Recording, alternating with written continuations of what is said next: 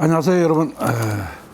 쉬어가기 오늘은 칠석에 대해서 한번 이것저것 중국에서는 어떻게 지내고 있는지 또 그게 유래가 뭔지 한번 보고자 합니다.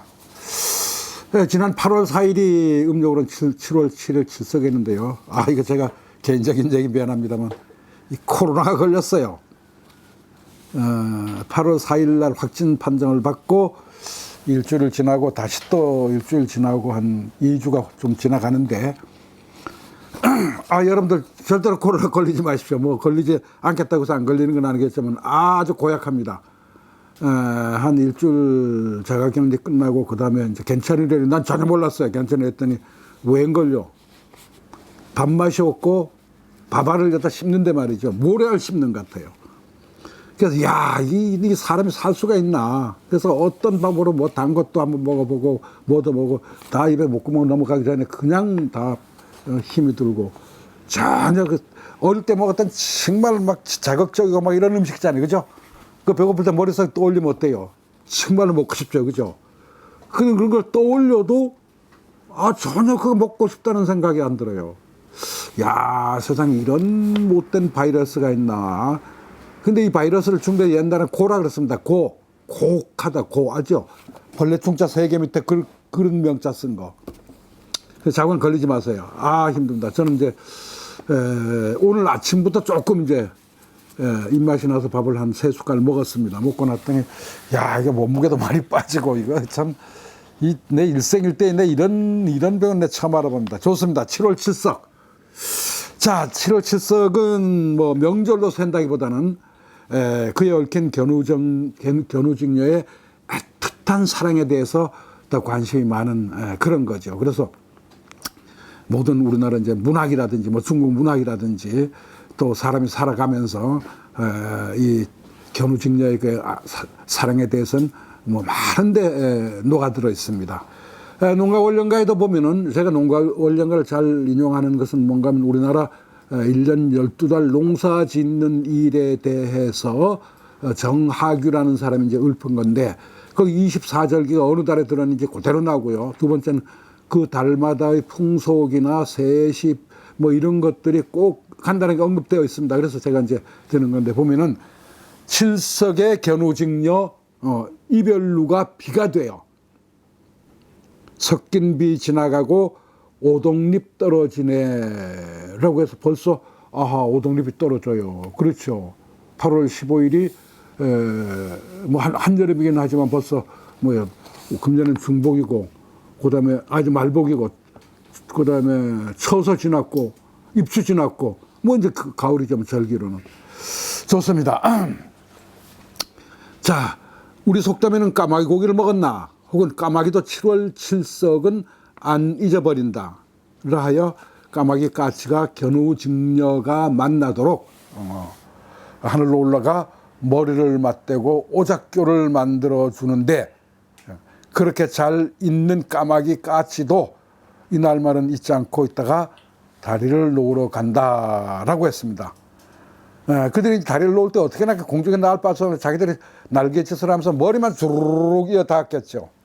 그래서 거기를 견우직녀가 이제 밟고 지나갔다고 그래요. 밟고. 그래서 이제 까마귀 머리가 다 벗겨졌다. 그래서 이제 속담에 또 달리 얘기하는 건 칠석날 까마귀 대가리 같다. 밟고 지나가가지고 독수리처럼 거의 깃이 다 빠졌다 이런 얘기죠. 이 7월 칠석은 중국은 말이죠. 걸교절, 소녀절, 아녀절, 정인절, 우리말로 하면 연인의 날입니다. 서양의 발렌타인데이라고 있죠. 연인의 날로 부르죠. 그리고 온갖 키워드는 이건 문학 작품이나 어디나 참 많습니다. 뭐 있어요. 우선 견우직녀란 말이 있고 오작교 있지요. 그다음에 걸교 있죠. 걸교루, 화과 꽃화자에다가 오이과자 화가라는 게 있습니다. 7월 칠석. 그다음 칠공침, 구멍이 7개인 바늘. 구멍이 7개다. 참 대단하죠. 그 다음에 쌍안침, 눈이 양쪽으로 2개가 붙어있는 바늘. 그 다음에 지주걸교, 지주, 당연히 이거는 쌍성 연면어의 곤충 이름이죠. 쯔주 뭐예요? 스파이더, 뭐예요? 거미죠. 거미가 자기들의 바느질 잘하는 것을 자기 인정해줬다는 지주 득교. 그다음에 심지어 새서일, 새 말릴 새자, 햇볕에 말린다 그럴 때 정말 새예요, 그게 새서일. 또 새의일. 되게 상당히 사실은 많이 있습니다. 근데 이날 뭘 먹고 뭐 즐기고 뭐 이런 것보다는 이렇게 그 시기에 맞게 옷도 말리고 뭐 책도 말리고 그다음 바느질 저것도 하고 그다음에 견우직녀에 대해서 숭배도 하고 이제 이런 것이 있습니다. 그래서 이걸 한번 나누어서 제가 설명을 드리겠습니다. 먼저 견우직녀의 전설에 대해서 알아보겠습니다. 우선 견우직녀의 전설은 견우는 소를 끌다는 말이죠, 그죠? 직녀는 배를 짜다. 이기 때문에 농업사회의 시작과 함께 설화도 시작되었을 것이다. 그렇게 봅니다.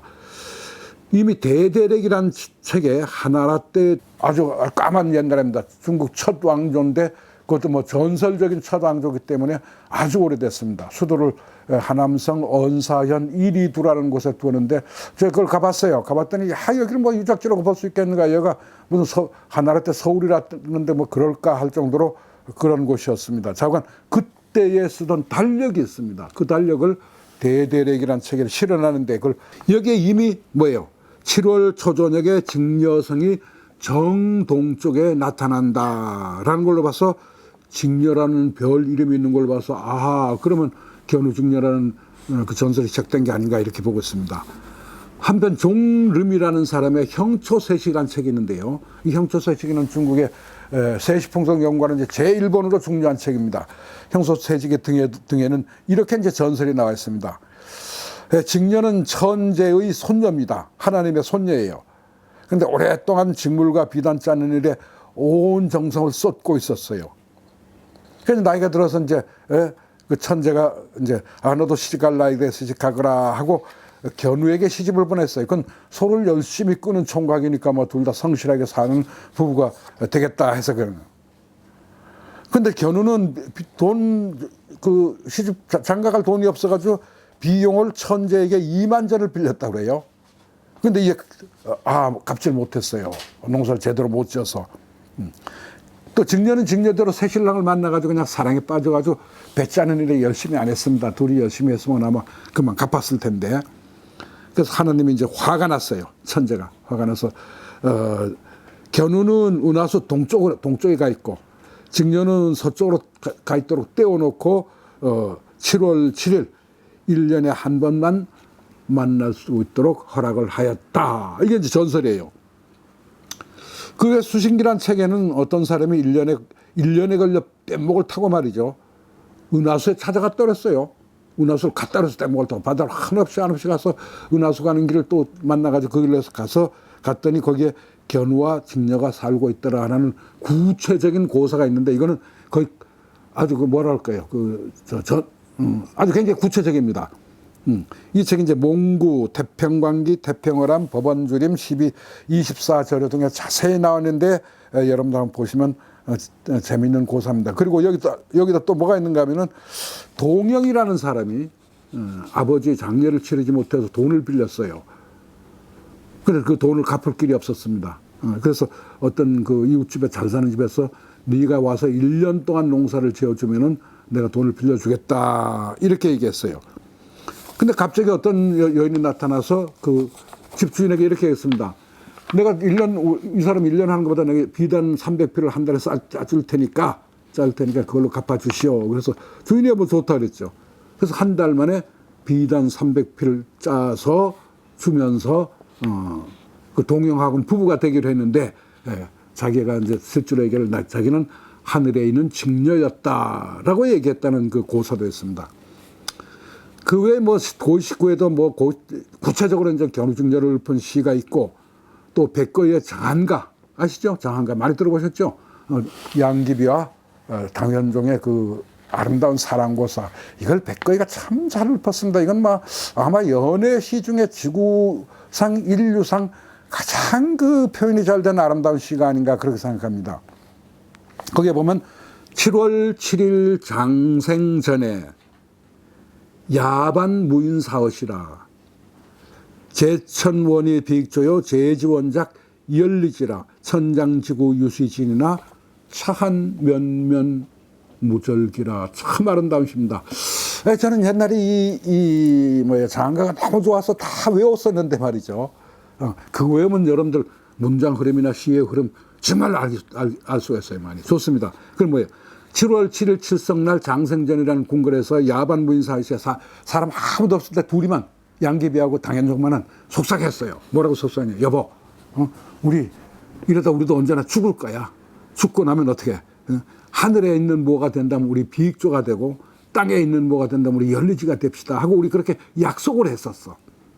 약속을 했었어. 요 말은 왜 했느냐? 자, 양귀비 이미 죽어서 하늘나라 가 있죠?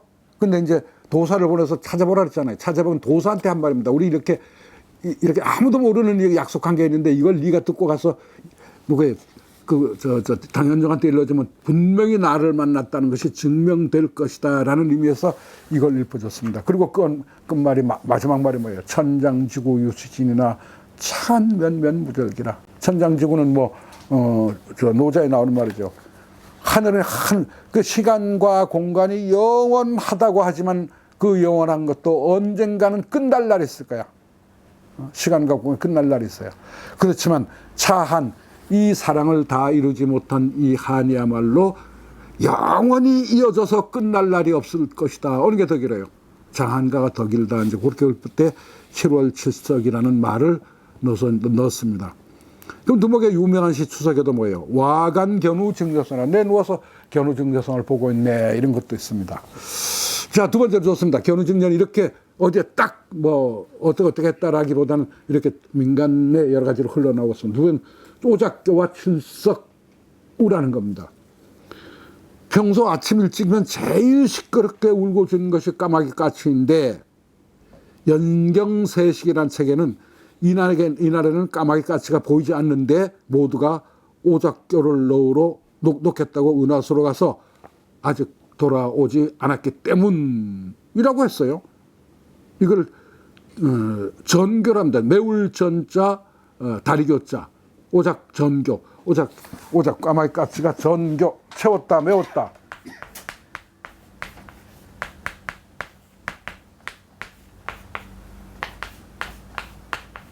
아시겠죠? 매울 전자, 그죠? 이거 진이하는 거 전입니다. 충전하다. 오늘 좀 기를 좀 충전해. 아니면 충전기, 충전소 할 때 전자입니다. 전교. 다리로서 메워주었다. 뭘? 은하수를 이렇게, 은하수 위에 가서 이렇게. 그래서 까치를 길조로 여기고 뒤로는 까치를 시체라 합니다. 시체. 까치를 시체라 그래요.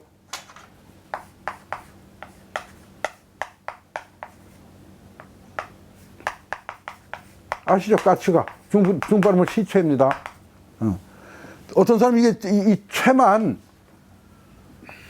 이게 까치인데 왜 희자를 붙였느냐? 희자는 그냥 저거 아니겠냐? 그런데 그게 아니고 까치 자체를 시체라 그럽니다. 그렇게 하시면 되겠고요. 시체라고 이름이 굳어진 것이라 합니다. 그리고 흔히 이날은 장마 끝무렵이어서 대개 아침에 옅은 비가 내리기도 하는데 이를 견우와 증녀가 만나서 뿌리는 뭐예요? 울면서 헤어지는 눈물이다 라고 해서 칠석우라고 부르기도 합니다. 좀 세 번째 정인절입니다. 우리말로 정인절, 칠은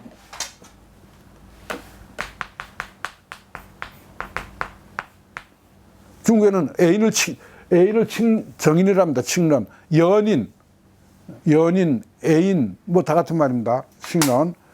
그 다음에 한때 중국이 개방되기 전에는 그 공산당 주의세 중국은 전부 아내를 아이런 애인이라고 불렀었어요.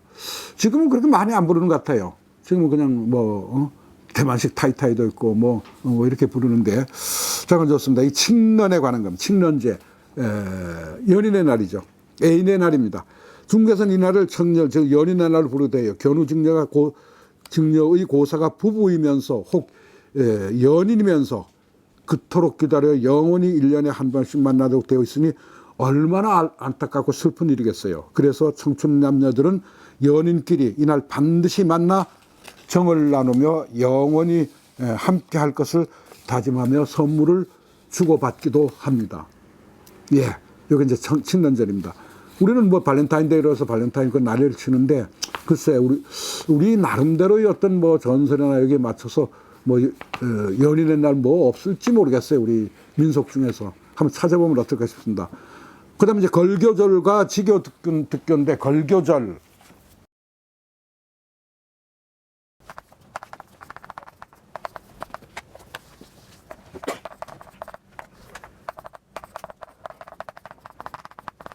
이 고사가 있습니다. 걸은 뭐죠? 빌다는 뜻이요. 빌다. 교, 뭘 빌어요? 교묘함을 빈다. 뭐예요? 뭐에 대한 교묘함? 바느질이라고. 왜? 직녀가, 배를 짰는데, 배 짜는 것이 확장돼가지고, 바느질도 함께 연관이 되는 거예요. 그 바느질 잘하게 해주세요. 내가 천하에 제일 바느질 잘하는 여자라는 소리 듣게 해주세요. 이걸 비는 거예요. 누구에게? 직녀성에게. 직녀성을 향해서. 그래서 서경잡기에 보면은 이날 한나라 때 궁녀들은 이날 밤에 계금누라는 누대에 올라, 계금누, 개 10개자 금은 옷깃금자입니다. 그래서 여자들이 거기 올라가서 편하게 자기 활동을 할 수 있는 그런 누대가 있었던 거예요. 계금누라는 누대에 올라서 칠공침에 7개의 구멍이 난 바늘, 어떻게 구멍을 7개를 내는지 모르겠어요. 아마 난 이게 아닌가 싶어요. 바늘이 이렇게 있으면은 바늘이 구멍 하나, 둘, 셋, 넷 이렇게 7개를 하지 않았을까 싶어요. 왜? 옆으로는 7개 구멍을 뚫을 수가 없잖아요. 또 양안침이라는 게 있습니다. 그럼 양안침은 이거는 아마 여기 구멍이 2개 정도 있는 이런 게 있을 겁니다. 7공침에 오색 실을 꿰는 행사를 했어요. 5개 실을 갖다가 5개, 7개 구멍에다 5개 맞춰가지고 한꺼번에 껴야죠. 이게 정말 보통 재주가 아니겠죠. 그죠? 예나 지금이나 희한한 재주를 가진 사람들 너무너무 많습니다. 자꾸 끼는 게. 오전에 이날 민간에서 퍼져 습속이 되었다고 합니다. 이게 당나라 때는 전국으로 퍼져서 왁자지껄한 놀이와 축제가 된 듯해요. 그 때문에 전당시에 보면은 림걸이라는 사람이 복권 사람인데 16살 때 죽었어요. 천재 시인이라고 합니다. 근데 16살 때 시를 남겼어요. 그 시가 지금까지도 그 전당시에도 들어있고 널리 중국 사람들은 뭐 이 시 거의 다 합니다. 특히 7월 7일 때면 다 이 시 한 번씩 외워보고 또 이 시 감상도 하고 그럽니다. 그러니까 이 시를 지어서 지금까지 회자되고 있다고 복권 사람입니다. 복권은 대만 맞은편에 있는 거기 사람입니다. 그래서 이걸 제목이 걸교입니다. 걸교. 걸 뭐예요? 빕니다. 뭐라고? 교. 나 바느질 잘하는 사람으로 여자로 되게 해 주십시오. 라고 빕니다. 그 시가 있습니다. 그 시를 한번 읽고요. 칠석금소 간벽소 견우직녀 도하교로다. 가가결고 망추월한데 천진홍사 기만조리요. 조일고. 이 16살 때 이렇게 아름다운 시를 지었어요. 한번 볼게요.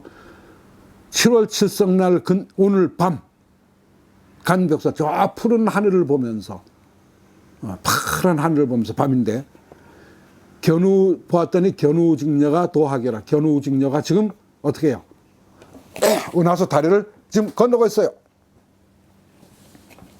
뭐 상상하면서 아니 환하게 봐도 여러분들 지금은 불빛이 많아서 별들이 잘 안 보이지만 저는요 어릴 때 자랄 때 정말 별들이 그렇게 자세하게 보는 아주 눈에 잡힐 듯이 보는 그때는 공해도 적어서 그런지 또 산속이어서 그런지 그렇게 산 적이 있습니다. 특히 여러분 지금도 몽고나 신장 위구르나 또 뭐 이런 초원지대 혹시 여행을 가서 보시면 밤중에 간 별들이 어떻게 해요? 저 지평선 끝에부터 이쪽 지평선까지 둥글게 다 별들이 뭐 수억만 개가 손에 잡힐 듯이 그대로 있는 거 보실 겁니다. 자, 근데 가가결고 망초 집집마다 걸교 아주 바느질 잘하는 것을 비느라고 망추월이에요. 가을 달을 바라보고 있는데 천진홍사 천은 이제 깬다는 말입니다. 이렇게 구멍에다 깨는 거예요. 다 깨기를 홍사 빨간 실들 붉은 실들 가지고 한번 보죠. 붉은 실들을 가지고 그 바늘 구멍에다 꿰기를 기만조려 몇만 가닥이나 될까. 지금 모든 중국 여자들이 다 지금 이걸 꿰고 있을 테니까 몇만 가닥이나 될까 이렇게 읊은 겁니다.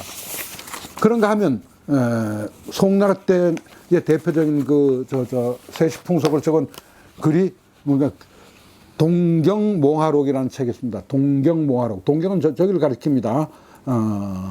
지금의 개봉을 가리킵니다. 책에는 공경대부들은 아예 칠교루라는 누대까지 져서 음식을 차려놓고 어린 여아들로 하여금 전부 와서 시를 깨는 놀이를 해봐라 하고 시켰다고 해요. 이처럼 아주 일찍부터 이날 저녁에는 소녀들이 달 혹은 은하수를 향해 향을 피우고 화과, 이때는 그 오이 종류 같아요. 오이 종류를 꽃 모양으로 잘 빚어가지고 이제 올려놓은 거예요. 음식을 차려놓고 바느질 솜씨를 키워달라고 비는 풍속이 유행했어요. 아마 직녀를 배를 짜는 여인을 넘어 바느질 잘하는 침선신으로, 바느질의 신으로 이렇게 발전한 거 아닌가 그럽니다. 근데 이날은 특히 또 쌍한 침, 눈이 2개인 침, 바늘, 즉 바늘기가 둘인 것과 심지어 70침, 7개나 되는 5색 바느질을 바늘을 각각 꿰었는데, 바느실을 꿰었는데, 이를 달빛, 그것도 음력 초 7일이니 초생달 그 엷은 빛을 향해 꿰다니 대단하지 않아요? 이를 천침 걸교래요. 바늘에다 꿰면서 나에게 바느질 잘하는 능력을 주세요 하는 거야. 나아가 그날 그 전날 밤에 말이죠. 흰 접시에 바늘을 놓고 거미를 잡아서 거미를 잡아서 그 위에 놓고 이튿날 아침에 그 거미가 거미줄을 치면 거기 총 치고 있다면 직녀신이 자기에게 솜씨를 더해주고 인정하고 있다는 것으로 여겼다랍니다. 그거를 지주득교라고 합니다. 지주가 자기에게 바느질 잘하는 솜씨를 줬다. 다음으로 이제 옷 말리기와 책 말리기입니다. 아까 여인들은 바느질 풍습이 있다 그러면 남자들은 사실 속 구는 풍습이 있어야 되는데 그건 없고요. 오히려 장마가 끝날 쯤 돼서 눅눅해진 옷과 책을 꺼내어 말리는 풍습이 있었는데 이거는 널리 기록이 되어 있습니다. 우리는 별로 없는데 아마 그 동국세식에는 그 언급은 되어 있더라고요. 한번 보겠습니다. 세설신에 보면 학융이라는 자가 7월 7일에 밖에 나가서 배를 내밀고 햇빛에 벌렁 누워 있었어요. 어떤 지나가다가 물었습니다. 그러자 그는 지금 책을 말리고 있다. 이렇게 하면서 자기 배를 들어놓고 얘기했어요. 뭐예요? 자기 학문이 대단하다고 하는 뱃속의 자랑을 한 것입니다. 이게 중림칠연론에도 나와 있는 고사고 질렸습니다. 그런가 하면 완암과 완적은 완시입니다. 완적은 건강, 지금의 남경의 남쪽 아주 가난한 지역에 살았습니다. 그 외에 또 다른 완시들이 있습니다. 다른 완시들은 그 북쪽에 아주 부유한 동네에 살았어요. 우리 반대로 이제 강북이 부유한 동네고 강남이 가난한 동네예요.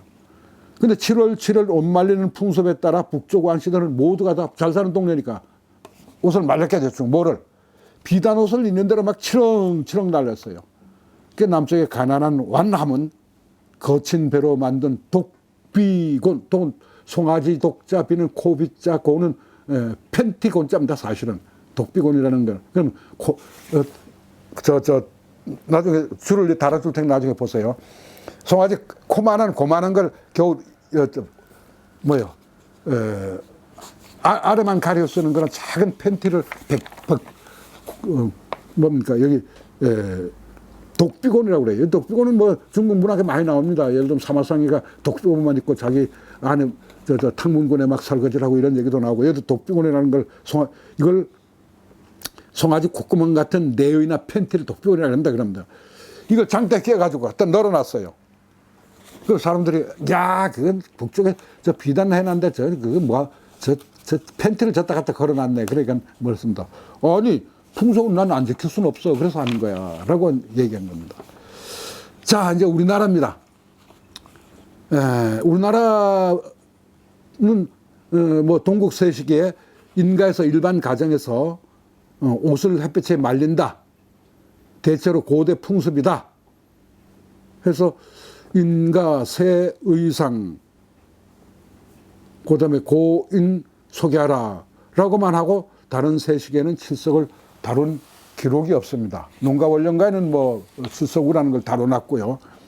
이처럼 우리는 그저 견우와 교작교를 전설만으로 그냥 넘어갔고, 그 때문에 춘향전에 남원 광활루와 오작교 사랑야가 듬뿍 젖어 있었던 것 같아요. 그러나 견우 증려하면 우리나라 조선시대 여루신 옥봉 이원의 고사와 재치를 얘기하지 않을 수 없습니다. 여러분 들어보셨는지 모르겠는데 이옥봉은 임진왜란 때 의병장 옥천군수 이봉의 서녀였습니다.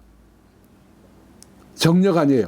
서녀였기에 양반집에 시집갈 수 없다는 것을 알았어요. 그래서 하늘에서 자기 그 글재주나 자기 능력 또 자기가 하고 싶은 대로 살아갈 수 있는 그런 남자만 되겠다 하고서 당시 조식 유명한 남명 조식의 제자 중에 조온이라는 자가 있었는데 아주 똑똑했어요. 그래서 저자의 첩으로 가면 내가 글도 좀 쓰고 내가 하고 싶은 대로 살겠다 해서 자체해서 나 첩으로 가겠다고 했습니다. 그래서 첩으로 갔어요. 그 조온의 첩으로 갔습니다. 그 조온이 삼척군수가 되어 이를 찾아가며 영월을 지나고 따라서 32편의 주옥 같은 시를 남겼습니다. 우리나라 조선시대 아주 대표적인 여류 시인이에요.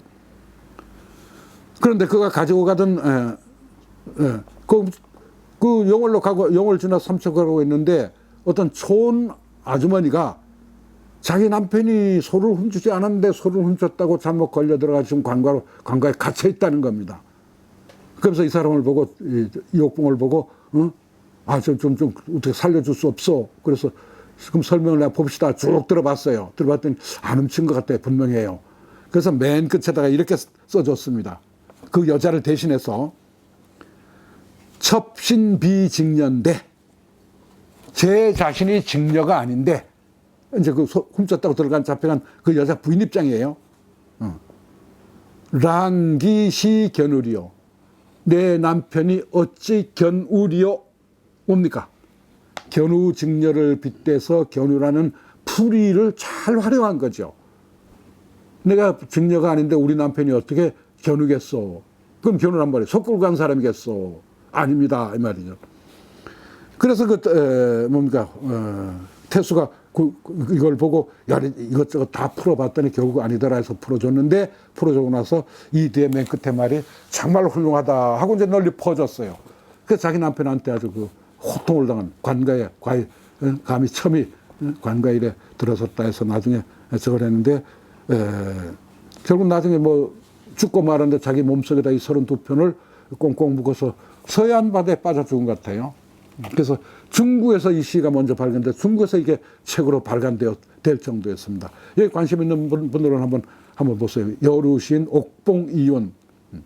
자, 동양의 발렌타인데이. 이 7세기 사랑하는 여인에게 이 아름다운 고사를 떠올리며 서로를 위로해주고 더욱 아껴주고 서로 믿어주고 존재 자체를 고맙게 여기며 사랑을 확인해 보면 어떨까요? 삶이 아무리 고통스러워도 사랑하는 사람과 이별만 없다면 살아갈 수 있다고 여긴 송강정철 들어보셨죠? 송강정철은 이런 핍절한 시조를 읊었습니다. 한번 들어보세요. 길 우희 두 돌부처 혹은 다른 데는 동구박 두 돌부처로 되어 있습니다. 똑같습니다. 동구 입구에 두 돌부처가 있습니다. 아마 저 동네 동구 돌부처보다 돌장군이 낫겠죠. 돌대장군. 나무대장군 써 그러니까 뭐 동구박 두 돌부처 벗고 굶고 마주서서 입은 것도 없어요. 먹지도 못해요. 근데 마주서는 있어. 마주서서 있어. 비바람 눈소리를 1년 내내 맞을진정. 그러면서 비바람 오면 비바람 다 맞죠. 눈소리 오면 눈소리 다 맞죠. 1년 내내 그렇게 맞을진정. 인간의 이별을 모르니 그를 부러워하노라. 인간 세상에는, 인간은 언제나 인간 세상입니다. 사람이 아닙니다. 인간 세상에만 있는 이별을 모르니 그를 부러워하노라. 그를 부러워하노라. 아무리 벗고 굶고 산다 할지라도 이별 없이 살고 있으니 그게 더 부럽지 않은가 해서 정철이 이렇게 읊은 아름다운 시가 있습니다. 여러분도 이별보다는 어떻게 이해하고 같이 살아가고 서로 사랑하고 아끼고 위하고 또 단점보다는 장점을 바라보시고 아름다움만 보시고 이렇게 살아가시면 인생이 아름답지 않을까 이런 생각입니다. 7월 7석 경유증녀보다 낫잖아요. 한 1년에 한 번 만나야 될 그런 사람보다 낫잖아요. 서로 사랑하고 아끼고 위해 줍시다. 칠성날 보내는 메시지입니다. 감사합니다. 야. 우리는 연인의 날이라고 그래가지고 발렌타인데이 네. 2월 14일을 양력 2월 14일이죠. 2월 14일인가요? 예. 예, 2월 14일 보내는데 보니까 중국에서는 쭉 이 7월 7일을 예. 7월 7일을 예. 그러니까 음력이죠. 음력이죠. 7월 7석. 예. 이날을 발렌타인데이처럼 예, 제가 되는 그래요. 것 같아요. 되는데 제가 중국에 대만에 그 유학할 때도 7월 7석 날은 젊은 연인들은 꼭 만납시다. 만나고 굉장히 서로 사랑하고 그러는데 그 신殿 뒤에 뭐 절이 하나 있는데요. 신殿 뒤에 절이 하나 있어요. 그 절 이름은 제가 밝히지 않겠습니다. 연인들 그 자리에 갔다 오면 다 헤어진대요. 100% 다. 그래서 연인들은 절대로 그 자리에 가는 게 아니다. 절 이름을 알려주셔야죠. 다 안 갈 겁니다. 근데 그랬더니 그 절에서 뭔가면은 중국 특유의 뭐 아이디어 있지 않습니까? 뭐예요? 자물쇠, 그죠? 서자물쇠. 새 자물쇠를 많이 주면은 거기서 그걸 열고 묶은 다음에 그 자물쇠는 둘 다 갖다가 집어 던지면은 그 자물쇠를 영원히 풀 수 없잖아요. 그래서 우리 사랑은 영원히 안 깨진다 하고 주렁주렁 매다는 그런 풍습이 있었는데 지금 뭐 있는지 모르겠습니다. 지금 벌써 뭐 한 남산에도 있습니다. 30년. 우리나라 남산에도 있어요? 남산 목대에도 그 열쇠 잠궈 놓는 게 있어요. 우리나라에도? 엄청 많아요. 그 중국은 가는 곳마다 있죠, 그죠? 지금 뭐 어떤 뭐 돌산 뭐 꼭대기 올라가는데 무슨 저 황산부터 시작해서 무슨 산인가 뭐 산자 모르니까 산 가는 곳마다 그 적합시다. 그래서 그렇습니다. 7월 7일 요즘 끝에 말씀드렸지만 연인이 되면 헤어지기 싫어요, 그죠? 그리고 여러분들 아세요? 친해지기보다 헤어지기가 더 어렵습니다. 그죠? 굉장히 어려워요. 그리고 어쩔 수 없이 헤어진다 해도 참 곱게 헤어지고 서로 위해주고 아껴주고 사랑하면서 헤어져야 돼요. 악담을 하고 헤어지면 안 됩니다. 중국 속담에 중국 전국책에 그 말 했습니다. 난 그 말 좋아하는데 군자절교에 어떻게 해요? 서로 사랑하던 사람이 절교할 때 불출악성이다. 절대로 악담하는 거 아닙니다. 난 너무너무 좋았어. 헤어질 때라도. 나는 당신으로 해서 내 인생이 얼마나 내가 터득한 것이 많고 당신이 지켜준 그 기간이 내 인생에 가장 행복하고 아름다웠어. 그러나 우리는 적어주시죠. 군자절교의 불출악성. 참 좋은 말입니다.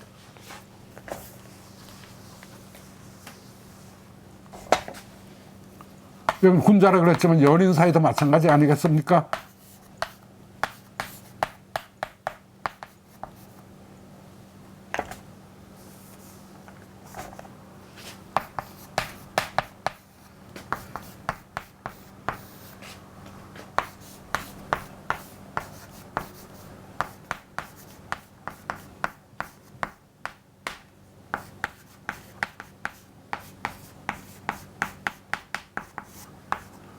악성은 악담이란 말이죠. 군자가 사귐을 끊을 때 불출악성, 악담을 내지 않는다. 악담을 내놓지 않는다. 전국책에 나온 말이에요. 전국책, 이게 창국군 아그이와 저게 헤어질 때 냈던 말입니다. 참 좋은 말입니다. 그리고 살아가면서 저는 그렇습니다. 저 말 많이 인용을 하는데요. 악연도 선연으로 바꾸는 것이 사람의 도리 아닌가요? 저 사람하고 악연이야. 그런데도 그걸 선연으로 바꿀 수 있습니다. 그렇게 잘하는 사람 참 많아요. 그런데 하물며 선연을 악연으로 바꿔서야 되겠습니까? 그럼 사랑하는 사람 사이도 우리는 좋은 인연이었잖아요. 근데 그걸 바꿔야 된다. 안 만나야 된다. 헤어져야 된다. 할 때 그것도 악연을 만들지 말고 선연으로 만든 채로 헤어질 수 없을까요? 저는 있다고 봐요. 어떻게? 실제로 만나서 같이 살거나 뭐 같이 저건 하지는 못하지만 늘 자주 연락을 하면서 그래 요새 어떻게 지냈어요? 새로운 일은 잘 되느냐? 뭐 이런 것도 서로 묻고 소통하고 그러면서 옛날에 우리 있었을 때 참 그때 참 나 당신 참 좋아했는데 우린 참 인연이 안 돼서 이렇게 헤어지나 봐요. 인연이라는 게 참 그런가 봐요. 앞으로 어떻게 살든지 서로를 위하고 아끼고 옛날 아름다운 추억을 남겨요 하고 이렇게 살 수 없을까요? 거기에 그냥 막 악담을 한다든지 원한을 품는다든지 뭐 심지어 그냥 사회적으로 보면 뭐 아주 못된 짓도 하잖아요. 막 괴롭힌다든지 뭐 이런 거 있잖아요. 그런 거 없이 그냥 내 인생의 그 힘들 때를 잡아주는 그 기간, 그게 단 1년이건 6개월이건 뭐 길게 10년이건 뭐 20년이건 그게 그냥 얼마나 고맙고 행복했었습니까? 그거를 그대로 이어가면서 칼로 무배도 싹 끊을 게 아니라 아유 그래 요새 어떻게 지내세요? 행복하세요? 예 고맙습니다. 나를 잊지 않아서 고맙습니다. 이렇게 살면 좋지 않을까요? 그래서 이게 제 말일까요? 예 여러분들 감사합니다.